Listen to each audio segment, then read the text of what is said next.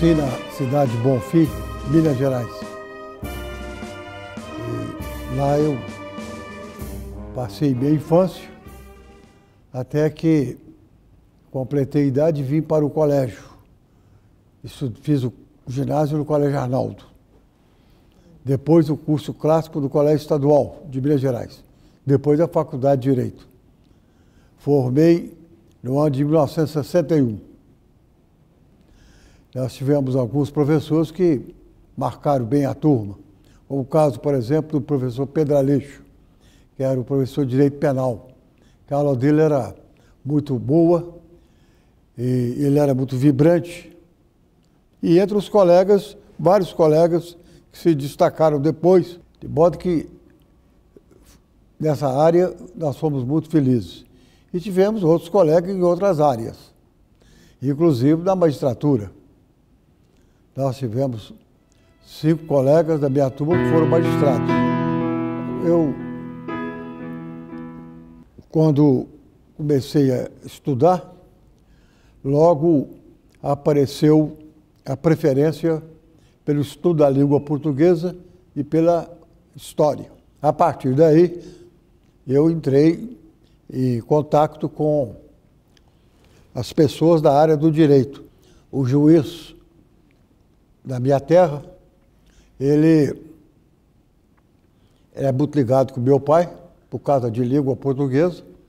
Então eu achava aquilo maravilhoso, que ele foi juiz lá há muitos anos, o desembargador Correia de Almeida, que foi desembargador aqui, foi corregedor de justiça, foi presidente do TRE. Aí eu percebi que aquela área era a minha preferência, que atendia os meus impulsos vocacionais. Então, ficou assentado que eu estudaria direito e depois, futuramente, seria magistrado. Exatamente o que aconteceu. Além disso, eu tenho antecedente, que meu avô materno era promotor de justiça, estava ligado à área do direito. Meu pai era farmacêutico e engenheiro. Ele exerceu as duas profissões. Desde que eu fui alfabetizado, meu pai sempre cuidou de me ensinar a língua portuguesa, porque ele era ótimo conhecedor da língua, tanto que ele deixou obras publicadas. Um dos romances dele foi Prêmio Nacional de Literatura. E ele, no curso da vida, ganhou 48 concursos literários. Vários concursos de contos, poesia, romance. E então ele cuidou de fazer a minha formação dentro da língua portuguesa. No segundo meado da terceira década do século XX, precisamente no dia 15 de novembro, Joinil Simplício da Maia deixou a sua cidadezinha de interior, rumando para a capital. Ia em busca de futuro. Desejava ponto de apoio que lhe garantisse, a ele e aos seus, estabilidade. Na terra natal, donde agora se mudava, não eram felizes. Sofriam diariamente muitas humilhações, porque o pai de Simplício, Antônio Joaquim da Maia, era simples açougueiro. Abatia uma res por semana, quando tudo corria às maravilhas. Carecia de capital, comprava crédito e a carne era vendida a prazo de 8 dias. Quando eu era menino, ele falava que gostaria que eu fosse colega, que eu fosse engenheiro. E um dia, um tio falou com ele não tem nenhuma vocação para isso. Você não percebeu que a vocação dele é para o direito, para a oratória, para o discurso? Aí é que ele entendeu que estava no caminho certo, querer seguir essa área. Um jornalista que fazia cobertura aqui no judiciário, tornou-se meu amigo, ele me levou à redação do jornal e me apresentou. E eu fui contratado para fazer exatamente a cobertura do Poder Judiciário. Então, eu vim aqui todos os dias fazer cobertura. Eu comecei o jornalismo no jornal Última Hora. Eu tinha uma coluna diária chamada Lei dos Homens, que eu comentava algum fato forense de maior significação. A melhor reportagem que eu fiz, na época que eu era jornalista, foi o famoso crime das irmãs Pony em Ouro Preto, que eu fui designado pelo jornal para acompanhar o julgamento, que foi um dos mais belos julgamentos que aconteceram em Minas Gerais. Então, foi um trabalho que eu fiz com muita desenvoltura e com muito interesse.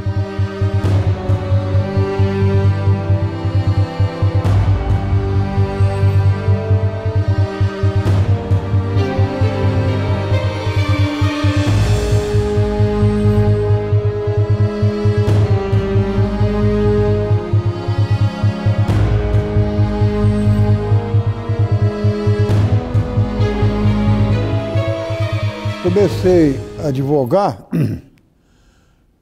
como solicitador, porque naquele tempo, quando você atingiu o 4º ano de direito, você podia tirar a carteira de solicitador, uma espécie de aprendiz de advogado. E fui trabalhar com um advogado conterrâneo meu, que era um advogado brilhante, Francisco de Freitas. Aí comecei a acompanhá-lo nas lides forenses. Depois que eu formei, me inscrevi na OAB e passei a advogar. O fato de ter advogado mais intensamente no crime foi por circunstâncias da vida, porque as causas que me apareceram em primeiro lugar foram na área criminal, mas eu advoguei muito tempo na área civil também. Tanto que eu era advogado de várias empresas, inclusive de uma administradora de imóveis, que eu me especializei nessa área de locação de imóveis. Logo depois que eu formei, eu fiz concurso para promotor de justiça. Felizmente, eu tirei o primeiro lugar. Logo em seguida, eu fiz o concurso para defensor público. Também logrei o primeiro lugar. Preferi a defensoria pública porque eu não precisava abandonar a advocacia. Podia continuar onde eu estava. E aí fui lotado da Polícia Militar. Eu tenho muito orgulho de ter trabalhado na Polícia Militar. É uma instituição que eu prezo, porque é das mais importantes de Minas Gerais. E lá eu fazia defesas, tanto na área civil quanto na área criminal dos militares. E nessa época houve ensejo de eu trabalhar num processo de júri, entre os vários que eu trabalhei, de um sargento que havia matado um rapaz na porta de uma boate aqui na Savassi, nessas brigas de madrugada. E ele partiu para cima do sargento, o sargento atirou nele. Esse foi um dos julgamentos muito interessantes que eu participei. Houve muita repercussão, o julgamento foi muito badalado pela imprensa, escrita, falada e televisionada. O ingresso no magistério, ele se deu por irresistível pendor para lecionar. E a modéstia à parte, eu sempre fui didata e organizado. Eu nunca dei aula sem organização. Dizer o que aconteceu, não é assim. Só aqui no tribunal tem mais de 15 desembargadores, foram alunos meus. De modo que eu comecei a lecionar na escola de agrimensura. Então, fui levado para lá e comecei a lecionar lá, porque tem uma cadeira de direito lá, que é chamada legislação de terra. De lá, eu fui levado para lecionar na FUMEC, na área de administração de empresa. E, na mesma época, eu fui levado para a PUC, onde eu licionei muito tempo e fui o orientador do estágio de advocacia para os alunos. Ou seja, levava para o fórum, ensinava, explicava e mostrava, e mostrar interesse e fazer com que eles gostassem do exercício daquela atividade.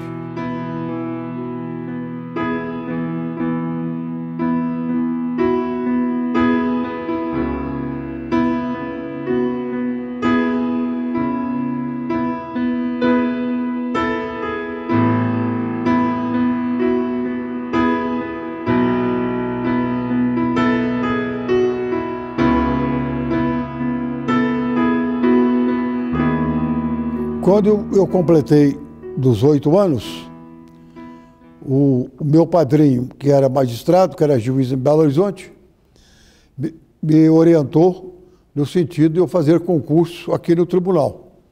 Então eu prestei o concurso, felizmente fui aprovado, nomeado e passei a trabalhar aqui no tribunal. Aqui eu entrei no dia 5 de agosto de 1954. E nessa oportunidade eu tive a honra e a fortuna e a sorte de trabalhar com juízes dos mais distinguidos, como, por exemplo, o desembargador Edésio Fernandes, que eu trabalhei com ele o tempo todo que ele foi juiz da comarca de Belo Horizonte, até ele ser promovido para o Tribunal de Justiça. Trabalhei com o desembargador Berolino Correia, que também era um juiz de altíssimo gabarito. E trabalhei também com o desembargador Gerson de Abreu e Silva, quando ele era juiz da 2ª Vara da Fazenda de Belo Horizonte, com o qual eu aprendi muito, porque ele me dava aula todos os dias, não só de direito, mas sobretudo de português, que ele era mestre na matéria. Entrei como escrevente juramentado, e aqui eu fiquei até quando eu concluí o curso de Direito. Aí eu fui para a Defensoria Pública. Depois, mais tarde, eu voltei como magistrado, integrante do tribunal. E tive a honra e o prazer de ter sido presidente do Tribunal de Alçada, presidente do Tribunal Regional Eleitoral e presidente do Tribunal de Justiça. O trabalho mais importante do presidente do tribunal é coordenar o trabalho da magistratura, em primeiro lugar. E, em segundo lugar, coordenar os trabalhos dos servidores do judiciário. Esse é o grande desafio do presidente do tribunal. Na minha época, eu consegui fazer isso, de entender os problemas da magistratura e procurar resolver. Eu nunca reclamei de problema nenhum. Ele vinha e eu resolvia, ou tentava resolver. Há problemas que acontecem terríveis. Muitas vezes falta dinheiro para a realização disso ou daquilo.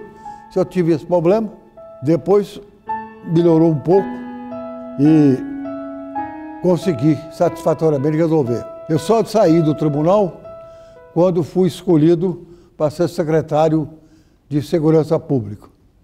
Foi quando eu me aposentei como desembargador e fui exercer o cargo de secretário de Segurança Pública. E depois de ouvidor-geral do Estado. O segredo de a gente sair bem naquilo que faz está na observância de 3 coisas fundamentais. Primeiro, o interesse por aquilo que você está fazendo, o amor ao trabalho. Segundo, a dedicação. Que há pessoas que trabalham muitos anos numa área, mas não têm dedicação nenhuma. Eu procurava aprimorar para conseguir dar a minha contribuição. E, em terceiro lugar, por causa do estudo, que a pessoa tem que estudar. Você não pode parar. O estudo é coisa que você não para. Então, em razão desses 3 motivos, felizmente eu me saí muito bem em todos os cargos que eu exerci dentro do judiciário. Quando a pessoa está exercendo um cargo apenas como uma forma de ganhar a vida, ele não progride. Só progride quando tem amor à instituição, quando tem dedicação, quando tem estudo. Você tem que aprimorar, cada vez você tem que melhorar.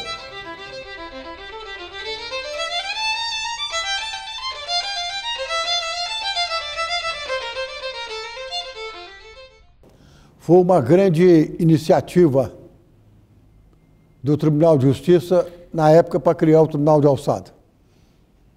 Porque no Brasil só foram 5. Minas, Rio de Janeiro, São Paulo, Paraná e Rio Grande do Sul. O Tribunal de Alçada julgava uma grande parte dos recursos. Na área criminal, por exemplo, todos os processos apenados com detenção e os crimes contra o patrimônio. Na área civil, toda a matéria de locação, de posse, tudo era do Tribunal de Alçada. Foi uma grande iniciativa. E o Tribunal de Alçada veio funcionando muito bem, sempre funcionou muito bem, até que ele foi extinto em 2005. Para mim, foi até uma surpresa a extinção do Tribunal de Alçada, que não devia ter sido. Ele ajudava demais na prestação jurisdicional. Quando eu era presidente, eu fiz aqui em Belo Horizonte um congresso dos tribunais de alçada, que foi um sucesso, porque dos outros estados, do Rio Grande do Sul, Paraná, São Paulo, Rio de Janeiro, juntamente conosco, trocamos experiências. Inclusive, na abertura, no discurso de abertura, eu falei, nós estamos aqui para, irmanados, trocarmos ideias a respeito das matérias que nós julgamos. Cada um vai dar a sua contribuição. Foi exatamente o que aconteceu. No final, nós publicamos o resultado desse encontro. Eu fui promovido para aqui em agosto de 1983. E quando eu vim promovido para o Tribunal de Justiça, eu era o presidente do Tribunal de Alçada. Aqui no Tribunal de Justiça, eu fui tomar assento na primeira Câmara Civil, que era composta pelos desembargadores Lincoln Rocha, Paulo Tinoco, Vale da Fonseca, Oliveira Leite e eu. Depois de um certo tempo, eu me transferi para a terceira Câmara Civil. E de lá eu fui para a segunda vice. E aí tive a maior realização da minha vida, que era ser o diretor da Escola Judicial, que era o meu sonho. Ela foi criada na administração do desembargador Edésio Fernandes, tanto que ela tem o nome dele, né, que é a Escola Judicial Desembargador Edésio Fernandes, EJEF, para preparar os juízes para a magistratura. Porque antes da Escola Judicial, o advogado fazia o concurso para juiz, se ele era aprovado, ele ia para a comarca, sem nenhuma experiência de magistratura, de julgamento, etc. Porque uma coisa é advogar, outra coisa é julgar. E a EGF veio e criou a formação inicial, preparando os juízes para, preparando os novos juízes para a função judicante, o que deu e continua dando excelentes resultados. Quando eu assumi a direção da EGF, que era a função do segundo vice-presidente, eu montei um curso, porque logo depois que eu fui para lá, mudou a lei de ação judiciária. E então eu tive que montar o curso. E fiz umas inovações que deram muito resultado. Eu colocava os juízes, estagiários, junto com os juízes que eu escolhia nas comarcas, principalmente Belo Horizonte, ao lado do juiz, assistiam às audiências, para ver como é que desenvolvia. E os juízes ensinavam para eles. Inclusive, no Tribunal do Júri, todos fizeram estágio lá. E depois, eu criei algumas cadeiras que não existiam, que era de fundamental importância para os magistrados, principalmente os mais novos. Coloquei uma cadeira de noções gerais de contabilidade, porque há muitas causas que a perícia contábil, ele tem que entender aquilo. Levei para a medicina legal, fizeram estágio, depois levei para a polícia militar e para a polícia civil. Então eles viram como é que é o funcionamento da polícia, o funcionamento com os delegados, etc. Uma das coisas importantes que eu fiz na EGEF foi criar a famosa mesa redonda. Eu escolhi alguns magistrados de mais experiência e levava para a EGEF e eles faziam uma mesa redonda com os estagiários. Então, o magistrado escolhido, ele contava um caso que ele teve na comarca e como que ele resolveu. Para que isso? Servir de referência. Quando presidente do tribunal, eu criei um programa chamado Conhecendo o Judiciário.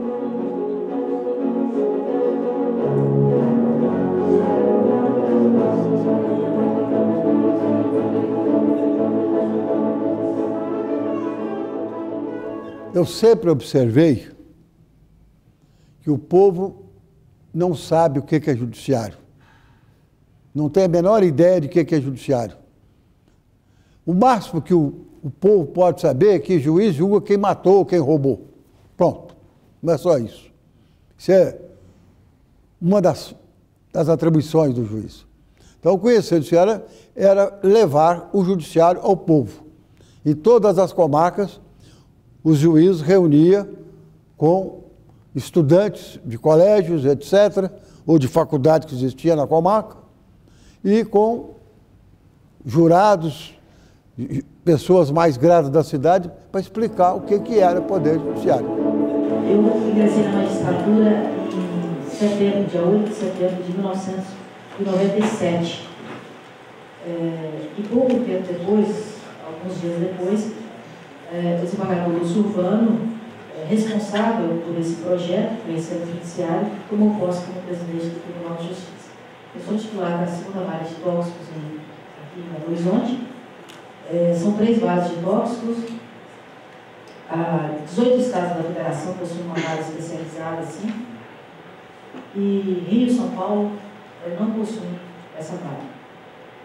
Acredito eu, pelos problemas que assolam esses 2 estados, principalmente as 2 capitais, e o risco que isso causa, porque você está lidando com o crime organizado, com o que existe de pior.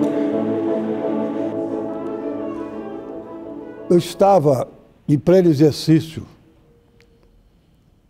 aqui no Tribunal da Judicatura, quando fui surpreendido com um convite para ser secretário de Defesa Social.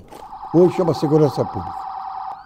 Era Segurança Pública, passou de Defesa Social, agora é Segurança Pública. Eu fui indicado por alguns colegas que foram consultados sobre isso. Porque o governador queria colocar um magistrado nessa área. Fomos para lá. Lá os desafios continuam os mesmos. O índice de criminalidade aumenta consideravelmente e a legislação não acompanha. E aí há um conflito, que até hoje não está satisfatoriamente resolvido. Melhorou, mas não tanto. Quando eu entrei na secretaria, eu percebi que o grande problema era o problema prisional. Então, durante a minha gestão lá, dos 5 anos que eu fiquei como secretário, que foi uma vida, 5 anos, eu construí 5 penitenciárias e um presídio central em Belo Horizonte, além de reformar dezenas de outros. Resolveu, na época, o problema penitenciário. Criei a guarda penitenciária, porque não havia. Quem fazia guarda de cadeia era soldado. Soldado deve fazer guarda de cadeia, soldado deve fazer policiamento, combate ao crime. Então eu criei a guarda penitenciária. Hoje o sistema penitenciário cresceu tanto que é uma secretaria. Na época era a minha responsabilidade. A Polícia Civil, Militar e o sistema penitenciário. De modo que foi uma fase exitosa da minha vida. Eu trabalhei bastante e dei a minha contribuição ao Estado de Minas Gerais. O governador criou a Ouvidoria Geral do Estado. A ouvidoria já vem desde Roma, sempre teve. Ele criou. E nas nossas conversas, ele falou comigo: eu estou preocupado com a ouvidoria, porque se eu não colocar a pessoa que possa implantar e desenvolver, ela não vai funcionar. Eu sirvo, ele falou: o senhor é um homem indicado, o senhor aceita? Eu falei: com o maior prazer. Fui para lá. Lá eu montei a ouvidoria, porque não havia. A ouvidoria é dividida em 5 setores: educação, saúde, segurança pública, etc. E consegui, penitenciária, etc. E consegui implantar a ouvidoria. Lá na ouvidoria, eu fiquei, lá é mandato, eu fiquei 2 mandatos, de 6 anos. Não podia mais ser reconduzido, porque a lei dizia recondução por uma vez. Aí eu deixei a ouvidoria. Nessa ocasião, eu voltei para o meu antigo ninho, que é aqui no tribunal. E aí o presidente, Joaquim Herculano Rodrigues, me convidou para chefiar a memória do judiciário, onde eu estou com muita satisfação, muita alegria. Mesmo porque a coisa que mais me encanta é a história. Porque eu tenho certeza que correto estava Cícero quando disse há 2000 anos: história magistra vita est. A história é a mestra da vida.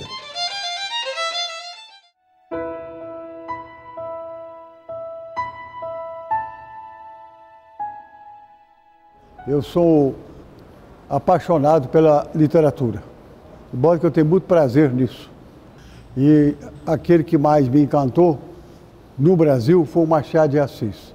E em Portugal, o Eça de Queiroz, que eu fui orientado desde pequeno pelo meu pai a ler os grandes romances brasileiros. A cidade, embora seja histórica, não estava registrada em livro os acontecimentos do passado.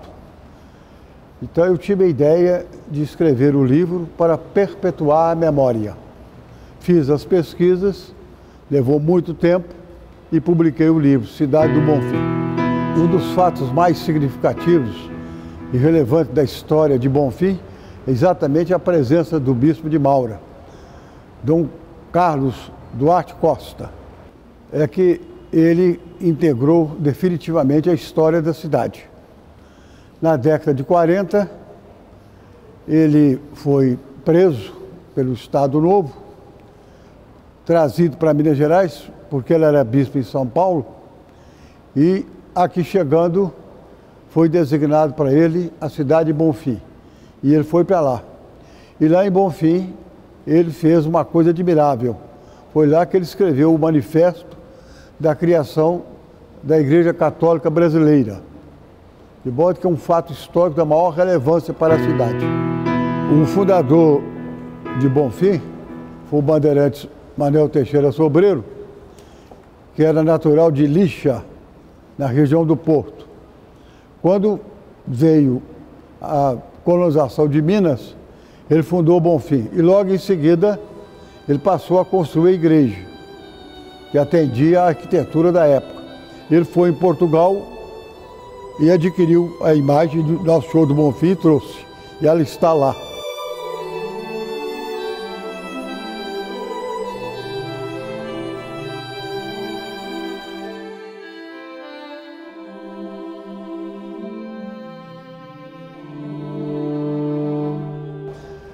Certa ocasião, Dom Luciano estava lá em Bonfim, olhou e falou comigo: é a imagem mais bela de Cristo que eu já vi. Eu já rodei o mundo inteiro. Essa é a mais bela. E mandou fotografar. Dia 15 de agosto de 1735 é que chegou a imagem lá. E esse dia passou a ser o dia do padroeiro.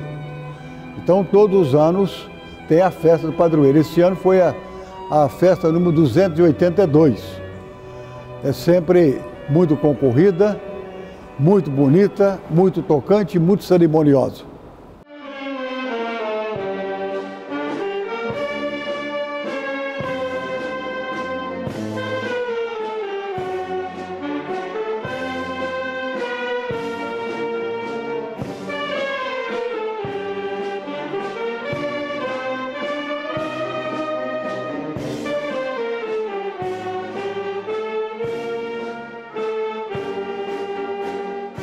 Quando o padre Trigueiro foi nomeado vigário de Bonfim, porque ele era bonfinense, ele foi para o Caraça, estudou, ordenou lá em Mariana, e Dom Silvério mandou ele para Bonfim.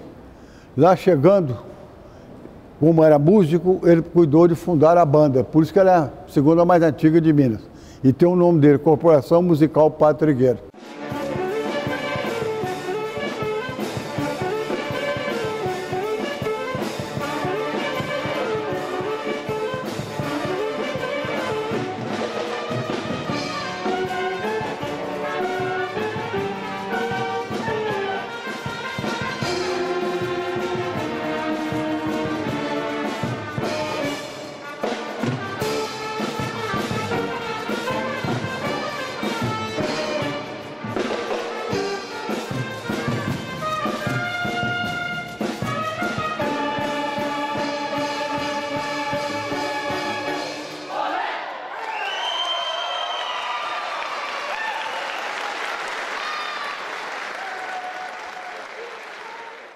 Na década de 30, era juiz em Bonfim o doutor Zé Júlio Freitas Coutinho, e lá ele lançou um manifesto de criação de uma associação dos magistrados brasileiros para defender os interesses comuns e cuidar do desenvolvimento da magistratura nacional.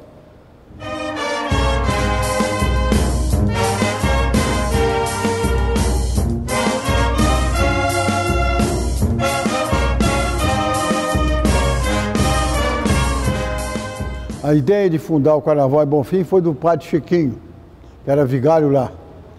Ele teve a ideia de fazer uma representação teatral da luta de mouros e cristãos. E como lá é um lugar que tem criação de cavalo, é notável, tem rara e essa coisa toda, ele foi e criou o Carnaval a cavalo, que vem desde o século XIX até hoje.